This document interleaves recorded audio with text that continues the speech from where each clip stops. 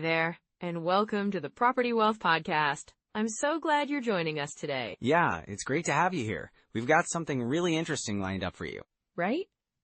We're diving into a review of skip tracing tools, which can be a game changer for real estate investors looking to find leads and connect with potential sellers. Absolutely. It's all about making those connections, huh? With the right tools, you can uncover opportunities that you might not have found otherwise. Exactly. We'll discuss what skip tracing is, how it works, and some of the best tools available out there. Plus, we'll share tips on how to use them effectively. And let's not forget, we'll also touch on some real-life scenarios where these tools can really shine, helping you in your investing journey. Yeah, it's all about practical advice you can actually use, whether you're just starting out or looking to refine your approach. Right. Every bit of knowledge helps, especially when it comes to building long-term wealth in real estate. So, if you're ready to learn how to tap into these resources, stick around. We're about to get into the nitty-gritty of skip tracing tools. Let's jump in. Sarah, when we talk about skip tracing tools, it's not just about finding property owners. It's really about understanding the bigger picture, especially for those of us over 40, right? Absolutely, Mike. A lot of people in that age group are starting to think seriously about retirement, and having a solid investment strategy can be crucial for building that financial security. Exactly.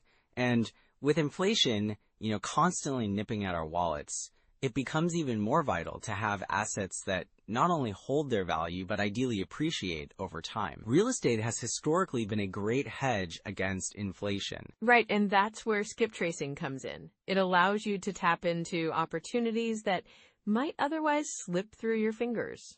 Imagine a situation where a property owner is struggling.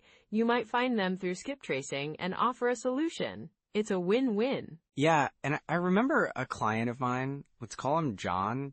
He was in his late 40s and had been thinking about investing in rental properties. He started using skip tracing tools and found a distressed property owner who had inherited a house but didn't want to deal with the upkeep. That's a common scenario, isn't it? Very common.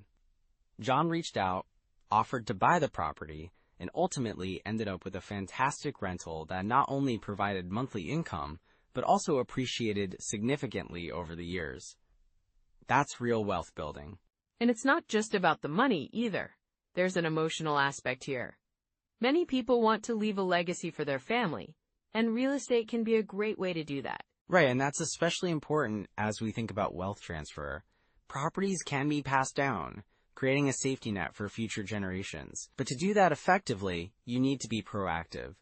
Skip tracing can help you find those opportunities before they're gone. And with the current economic trends, like interest rates fluctuating and market shifts happening, it's crucial for investors to stay nimble. Having the right tools can really give you an edge. You hit the nail on the head, Sarah. For someone over 40, they might feel they're running out of time or missing opportunities. But with skip tracing, it's like having a map to hidden treasures in real estate. I love that analogy. It's so empowering. It reminds me of another investor I worked with. Let's call her Lisa. She was hesitant at first, feeling overwhelmed by the market changes. But once she started using skip tracing, she found a motivated seller who was ready to move quickly. That's fantastic. Lisa was able to negotiate a great deal.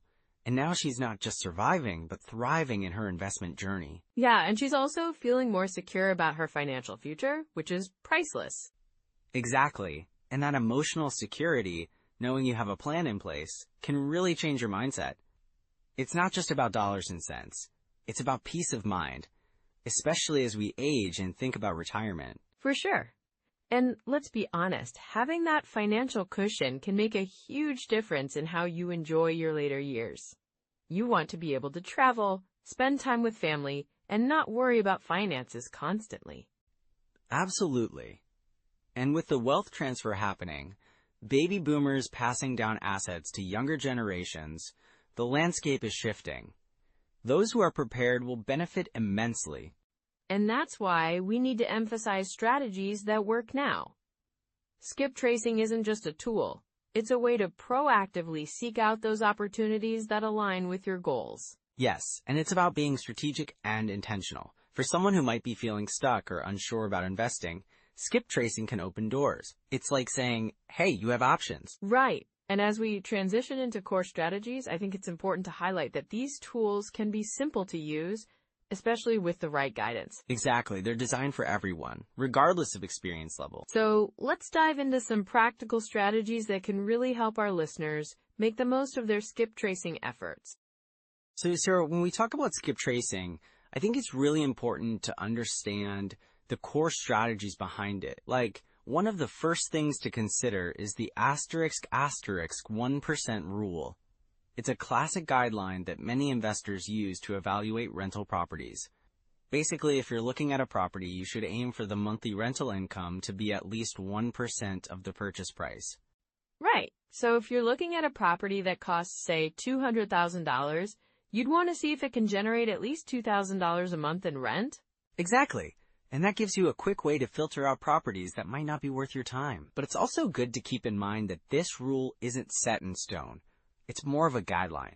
Market conditions can really impact rental rates. Yeah, and I imagine local market knowledge plays a huge role there too. Some areas might have lower rental yields, but potential for appreciation, right? Absolutely. That's where the asterisk 50% rule asterisk comes into play. It's a simple way to estimate your operating expenses. You take your gross rental income and estimate that about 50% will go towards expenses, maintenance, property management, taxes, and so on. So if we stick with our $2,000 a month example, you'd assume around $1,000 would be going to expenses? Right, so if you're netting $1,000 a month after expenses, that starts to look pretty good. But remember, it's still essential to do your homework and look at actual expenses for the specific property. For sure. And then there's the asterisk cap rate, Charles, which is another crucial metric. Can you break that down a bit? Sure. The cap rate is the ratio of net operating income to the property value. So if your property is worth $200,000 and it generates $12,000 a year in net operating income, your cap rate would be 6%. You just divide the net income by the property value and multiply by 100 to get the percentage. That's really helpful. So if you're comparing two properties, a higher cap rate generally means a better return, right? Exactly. But, again, it depends on the market. A property with a lower cap rate might be in a more desirable area with potential for greater appreciation over time. And that's why it's so important to have a deal evaluation checklist, right? Yes. A checklist can help you remain consistent in your analysis. It can include things like property condition, location, cash flow projections, and potential appreciation. I always advise investors to look at both the numbers and the property itself. And let's not forget financing options. That can really make or break a deal. Definitely. Understanding your financing options is crucial. If you're using traditional financing, you'll likely need a down payment of about 20% for investment properties. But there are also other ways, like using hard money loans or even partnerships. Right, and that might be a good option if you're just starting out or if you don't have enough capital saved up yet. Exactly. Just remember, hard money loans can be more expensive, but they can also close quicker. So it's all about weighing the pros and cons based on your situation.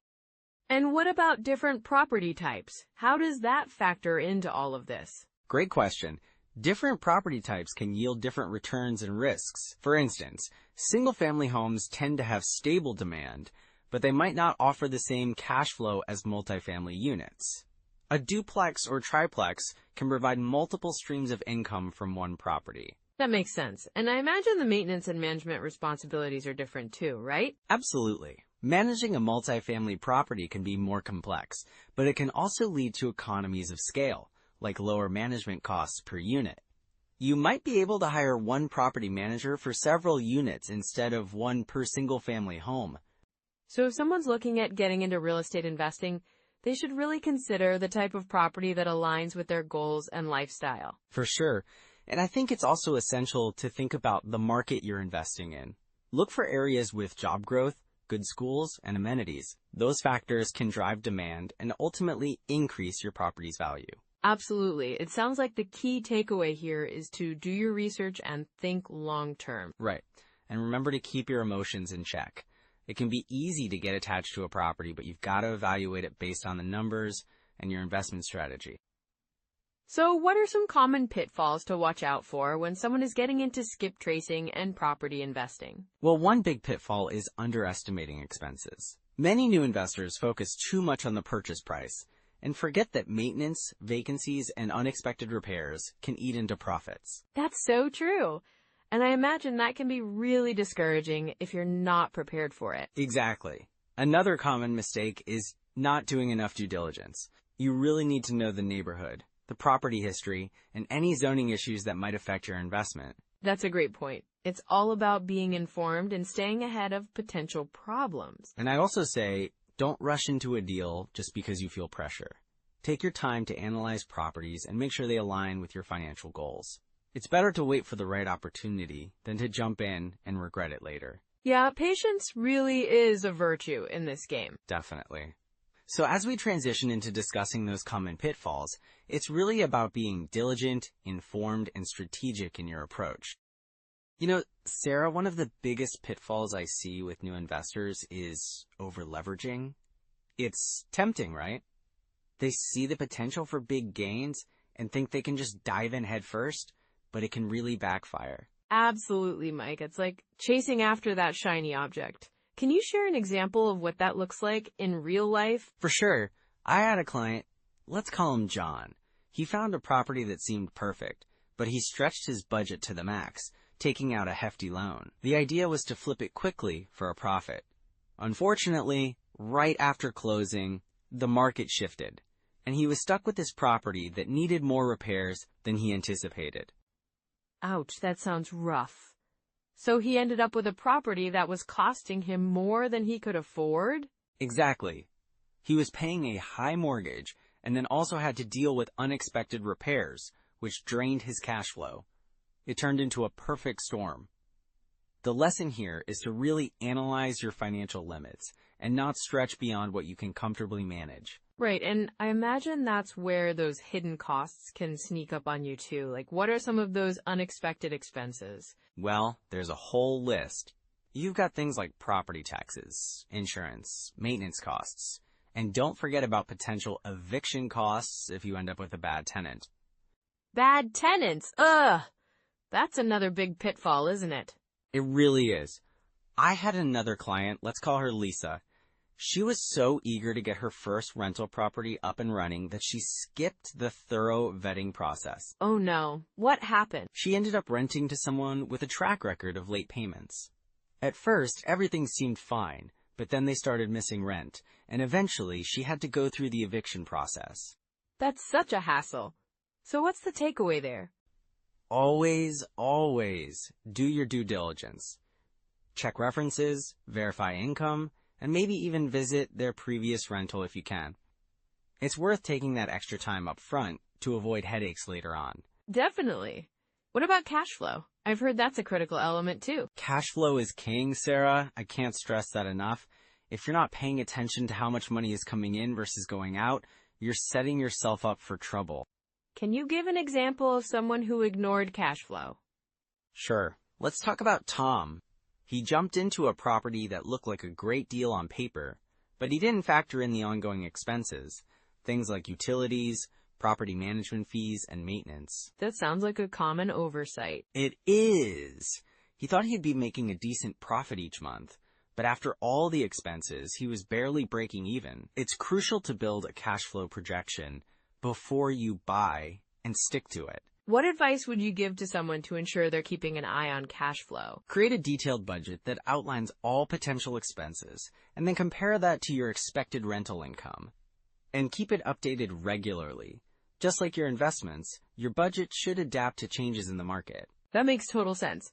Now, timing the market is another tricky one, isn't it? Oh, for sure. A lot of investors think they can time their purchases to coincide with market dips. I had a client, let's call him Mark, who waited for what he thought would be the perfect moment to buy, but the prices just kept rising. So he missed out on opportunities. Exactly. He was so fixated on trying to catch the right time that he lost out on several good deals. The truth is, markets are unpredictable. It's better to focus on the fundamentals and not get too caught up in trying to time the exact market movements. That's a great point. I can see how that could lead to frustration. Absolutely. It's better to have a solid investment strategy, focus on cash flow, and look for properties that meet your long-term goals, rather than waiting for the market to make your decision for you. And what about those hidden costs we mentioned earlier? How do you spot those red flags? Well, one of the biggest red flags is when a property is priced significantly lower than comparable properties in the area.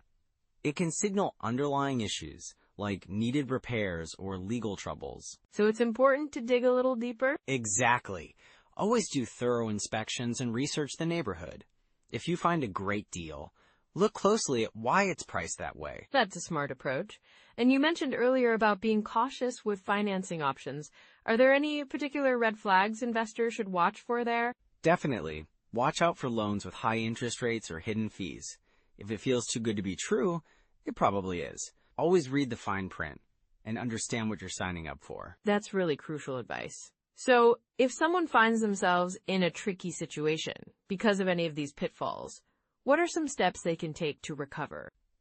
First, assess the situation honestly, acknowledge what went wrong, and identify specific solutions. If you're over-leveraged, you might need to consider refinancing options or even selling a property to reduce debt. That makes sense. And for those bad tenants? Communication is key. Try to work things out, but if that doesn't work, don't hesitate to start the eviction process if necessary. Just make sure you follow the legal steps. Every state has its own rules about that. And keeping an eye on cash flow, right? Regularly reassessing your budget can help prevent those surprises. Exactly. Staying proactive and informed is essential. And remember, building wealth takes time and patience. It's all about learning from these experiences and making informed decisions moving forward. Well, that's some solid advice, Mike.